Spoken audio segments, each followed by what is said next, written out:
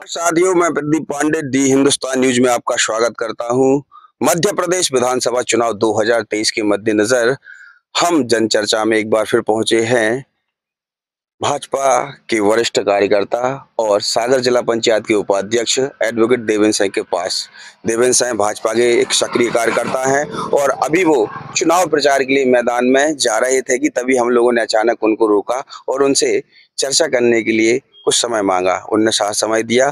तो अब ज्यादा समय न गवाते हुए हम सीधा आपको रूबरू कराते हैं एडवोकेट देवेंद्र सिंह जी। देवेंद्र सिंह जी, आपका हमारे चैनल में स्वागत है। धन्यवाद प्रदीप जी, बहुत बहुत धन्यवाद। देवेंद्र जी, आप भाजपा के वरिष्ठ कार्यकर्ता हैं, जिले में उपाध्यक्ष भी हैं और लगातार इस विधानसभा चुनाव में सक्रिय प्रचार कर रहे हैं। बीते 2 पंचवर्षीय से भाजपा के खेमे में यह इस देवरी विधानसभा सीट नहीं है।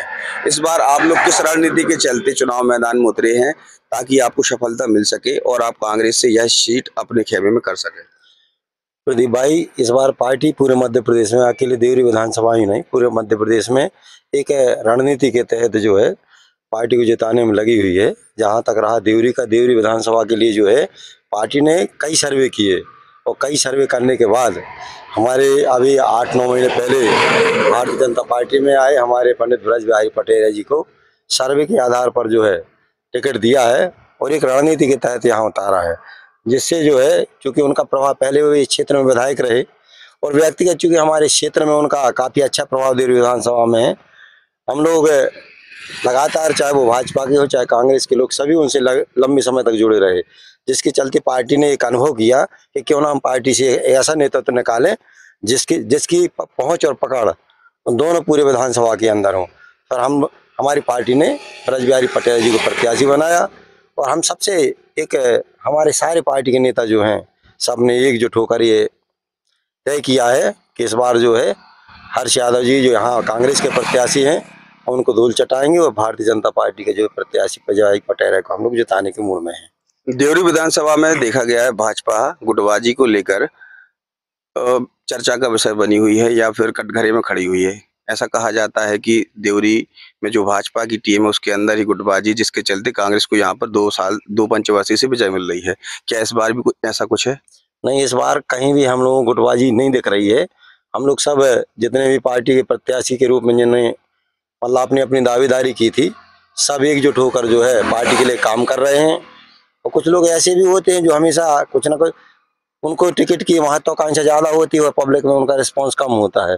इस कारण जो है कुछ लोग जरूर के जो है कि कहते हैं गुटबाजी की शिकार हो रही है, लेकिन इस बार जो है पार्टी के सारे नेता एकजुट होकर, आप अनुभव करेंगे, चाहे बबलू सिन्हा हो, चाहे मैं हूँ, चाहे हमारे और भी बड़े बड़े नेता हों, सभी लोग जो है जितने भी हमारे विधानसभा के प्रत्याशी, चाहे हमारे भानु राणा जी हों, चाहे हमारे शिलारपुर वाले हों, सभी मिलकर एकजुट होकर जो है इस बार पार्टी को जिताने का लक्ष्य तय कर चुके हैं। और ये बिल्कुल अब समय दूर नहीं है, माहौल बहुत अच्छा है और हम जहाँ जहाँ भी जा रहे हैं, जिस क्षेत्र में हमारे के देवरी विधानसभा के जाते हैं, वहाँ निश्चित तौर पर पार्टी को बहुत जन समर्थन मिल रहा है और वो निश्चित तौर पर जीतेगी। बीते विधानसभा चुनाव परिणामों में देखा गया है कि केसली विकास खंड की जो ट्राइबल वोट है उसने कांग्रेस को सपोर्ट किया और अभी मैंने आपको इस ट्राइबल बेल्ट में ही प्रचार करते देखा है। आपको क्या अनुभूति हो रही है कि इस बार आप जो ट्राइबल वोट है उसको अपने पास आकर्षित कर सकेंगे, उसको वोट में कन्वर्ट कर सकेंगे? देखो, इस क्षेत्र में एक शिकायत थी कि भारतीय जनता पार्टी के नेतागण जो हैं ट्राइबल क्षेत्र में कम जाते हैं। ये वास्तविकता तो नहीं है, लेकिन ये अफवाह यहाँ फैलाई जाती थी। लेकिन मैं जब जिला पंचायत उपाध्यक्ष बना तो मैंने यही मतलब लक्ष्य लिया कि मैं सबसे ज्यादा काम ट्राइबल क्षेत्र में करूंगा। तो लगातार 1.5 वर्ष में, जब से मैं जिला पंचायत उपाध्यक्ष हूँ, ट्राइबल के हर गाँव में जाता हूँ और छोटी छोटी समस्याएं भी हो, काम भी हो, विकास के आयाम भी हो, सब मैं स्थापित करा रहा हूँ। और वहाँ इतनी अच्छी रिपोर्ट मिल रही है आज की तारीख में, जो पिछली बार आदिवासी वोट जो है छल के कारण, झूठ बोले कारण, यहाँ भी झूठ का एक सिलसिला चल रहा है। अभी हमारे विपक्षियों ने एक अफवाह फैला दी थी, पापा की यहाँ पे सेंचुरी बन रही है, तो लोगों को भ्रमित करने का प्रयास किया। एक और अफवाह फैला दी थी कि ये आपका जो है ये रोड मोड जो है ये कभी नहीं बनेगा तुम लोगों का, सहजपुर से तेंदुखेड़ा का रोड। ये सारी अफवाहें ये लोग फैलाते रहे और अफवाह फैलाने का कारण ये था कि कांग्रेस पास कोई विकल्प नहीं है, कोई मुद्दा ही नहीं है। बिना मुद्दे के कांग्रेस चुनाव लड़ रही है। रहा यहाँ के विधायक जी का, तो विधायक जी से 10 साल का हिसाब यहाँ के आदिवासी लोग मांग रहे हैं। और मैं जिस गांव में जाता हूँ, मेरा अनुभव बता रहा है, ऐसा कोई आदिवासी गांव मुझे ऐसा नहीं मिला जिसने ये कहा हो कि मेरे गांव में मैं 100% हम लोगों ने कांग्रेस को वोट दी थी कि एक भी आयाम या एक भी काम या एक ही अच्छा कंस्ट्रक्शन इन्होंने स्थापित किया हो। सारे लोग उनसे दुखी हैं, यहाँ तक कि किसानों के छोटे छोटे काम जिनको लेकर ये बार बार रोते हैं कि हमारी सरकार नहीं सुन रही है। कभी इनने कि उन किसानों को, जो आदिवासी किसान हैं या अन्य किसान हैं, कभी एक ट्रांसफार्मर के लिए फोन नहीं लगाया अधिकारी के लिए।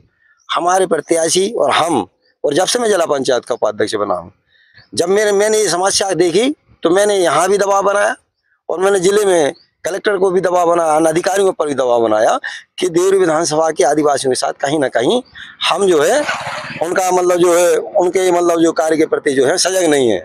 तो कलेक्टर साहब ने स्पष्ट निर्देश दिए थे कि जितना हम रायली विधानसभा को ट्रांसफार्मर देते हैं, जितने हम खुराई विधानसभा को ट्रांसफार्मर देते हैं, अगर मुझे ये शिकायत आई कि देवरी विधानसभा केसी बेल्ट के आदिवासियों का ट्रांसफार्मर कम दिए तो हम अधिकारियों पर कार्रवाई करेंगे। उसका नतीजा ये हुआ कि हमने पिछले वर्ष का सीजन था तो हमने करीब 150 ट्रांसफार्मर जो खराब पड़े हुए थे उनको बदलवाया। पिछले अभी चुनाव आचार संहिता के पहले जो स्थितियां थी, ट्रांसफार्मर की कमी थी, और फिर अधिकारियों से हमने चर्चा की। तो आज जो है हम हो चाहे हमारे पार्टी के लोग हों, कहीं ना कहीं आदिवासी अंचल के लोग, किसान, खासकर किसान जो बिजली को लेकर परेशान होते थे, वो आशा लगा के बैठे हैं कि मुझे ऐसा दबंग नेता चाहिए कि जो अधिकारी को अगर फोन लगाए, अधिकारी से अगर कहे कि हाँ हमें सुविधा चाहिए, यहाँ ट्रांसफार्मर मिलना चाहिए, तो वो ट्रांसफार्मर अधिकारी धरने जाए, यहाँ ये ना कहे कि नहीं मैं वहाँ नहीं रह सकता, इस कारण से नहीं रह सकता। आज हमारे पास प्रत्याशी बहुत ताकतवर है, लोग मानते भी हैं, आदिवासी बेल्ट मानता है कि नेता इतना अच्छा है हमारा कि एक फोन करता है तो अधिकारी खड़ा हो जाता है, और ये 50 फोन करते अधिकारी सुनता नहीं है। तो हमें ऐसा दबंग के क्यों ना हम 10 वर्ष खराब जो हमने किए कांग्रेस में वोट डाल के, क्यों ना हम इतना अच्छा मजबूत नेता दें जिससे कि हमारा देवरी विधानसभा में ताकतवर नेता मिले और सरल नेता मिले। ताकतवर इसलिए कि हम उससे काम कराना है, और सरल इसलिए कि जनता के बीच में रहे वो। तो ऐसे काम वो कर रहे हैं, हम आगे इसमें बढ़ रहे हैं। सहजपुर क्षेत्र में पानी की काफी समस्या है। विद्यासागर जो जल परियोजना नीचे है घाना में संचालित, उस नहर को लेकर काफी मांगे उठी हैं। क्या बात है कि देश और प्रदेश में भाजपा की सरकार होने के बाद भी यहाँ पर नहर स्वीकृत नहीं हो पाई, लोगों को पानी उपलब्ध नहीं हो पा रहा है?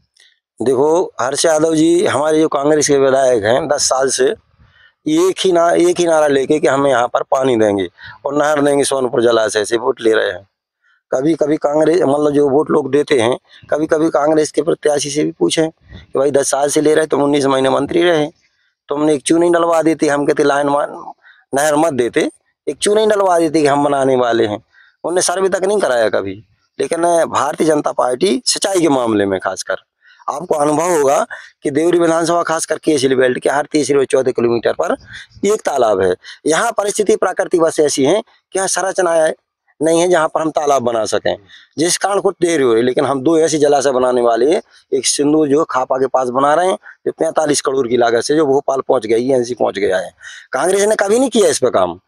अब वो 45 करोड़ के तालाब से जब बनेगा तो हमारा खापा चमेली भी सिंचेगा, हमारा हिरणपुर भी सिंचेगा, हमारा पटना देवरी भी सिंचेगा, हमारा चौका भी सिंचेगा, यहाँ के हमारे सहजपुर के आसपास के जितने भी हैं, जलहरी तक तो वैसे ही उसका तालाब का पानी रिस रिस के जाएगा। गोटोरी है, सागौनी, सब आदिवासी गांव के लिए पानी मिलेगा। और हम ये दावे के साथ कह सकते हैं कि अगर यहाँ के लोग भारतीय जनता पार्टी के प्रत्याशी को चुनेंगे तो दावे के साथ कहते हैं यहाँ विकास की कोई कमी नहीं होगी। हर किसान के घर में जिस प्रकार की सरकार चाहती है कि किसान को पानी ही उसकी जिंदगी है, अगर किसान को पानी मिलता है तो उसको कोई आवश्यकता नहीं, और बिजली और पानी 2 चीज देने के लिए हम दृढ़ संकल्प हैं। एक और आखिरी क्वेश्चन, मध्य प्रदेश सरकार ने जो एक महत्वाकांक्षी योजना बनाई थी, लाडली बहना योजना, ट्राइबल क्षेत्र में उसका क्या इम्पैक्ट आपको दिखने मिल रहा है? मैंने बहुत अनुभव किया और बहुत कार्यक्रम किए इस मामले में, और जब मैं महिलाओं के बीच में इस बात को लेकर पहुंचा हूं तो महिलाओं का दर्द जो है, पहली स्थितियां जो पहले की थी वो झलकता था।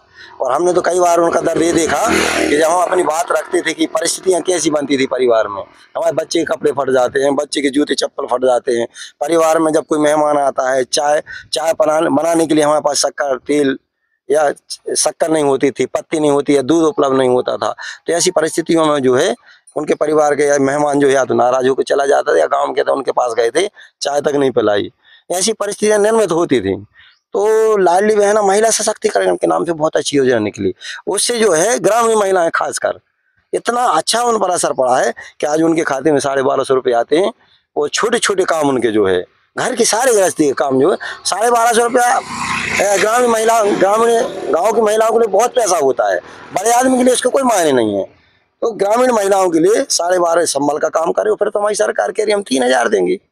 अभी तो 12,500 दे रहे, आगे चल के हम 15 देंगे, 15 से सरकार बनेगी हमारी, 1500 देंगे, 1500 के बाद 3000 देंगे। तो हमने बहुत ही अच्छे रुझान ग्रामीण अंचल में देखे और बहनें इस बात को मान रही हैं कि मुख्यमंत्री जी जो हमारे भैया हैं, वाकई में जो धर्म का भाई बनकर जो है हमारे साथ काम कर रहा है। और आदिवासी महिलाएं बहुत प्रभावित है इससे, आदिवासी वर्ग बहुत प्रभावित है। तो इस बार जो आदिवासी वर्ग मुख्यमंत्री माननीय शिवराज सिंह चौहान ने जो अच्छी योजना निकाली उसके प्रति बहुत प्रभावित है। 450 को सिलेंडर भी दे रही सरकार हमारी। नई योजना निकाल रही इन महिलाओं के लिए जो है, जिनके पास आवास नहीं है लाडली बहनों की, उनके लिए आवास देंगे हम। तो ये बड़ी महत्वाकांक्षी योजनाएं हैं जो केवल महिला को सशक्त कर रही है, उस परिवार को सशक्त कर रही है और उसके जीवन को जो उठाने का काम कर रही है। तो इससे अच्छी योजना हो नहीं सकती और इस कारण जो है मैं उस योजना को बहुत अच्छा मानता हूँ और ग्रामीण अंचल में उसका प्रभाव बहुत ज्यादा दिख रहा है, जिससे हमारा मत प्रतिशत बढ़ेगा। हमसे बात करने के लिए देवेंद्र जी आपका बहुत बहुत धन्यवाद। दोस्तों, आप थे भाजपा के वरिष्ठ नेता व सागर जिला पंचायत के उपाध्यक्ष एडवोकेट देवेंद्र हैं, जिन्होंने हमसे बात की और अपनी शासकीय योजनाओं को लेकर क्षेत्र के तमाम मुद्दों के बारे में विस्तार से चर्चा की। हमसे बात करने के लिए एक बार फिर से इनका आभार है और चुनाव से संबंधित जानकारियों के लिए जुड़े रहे हमसे दी हिंदुस्तान के साथ।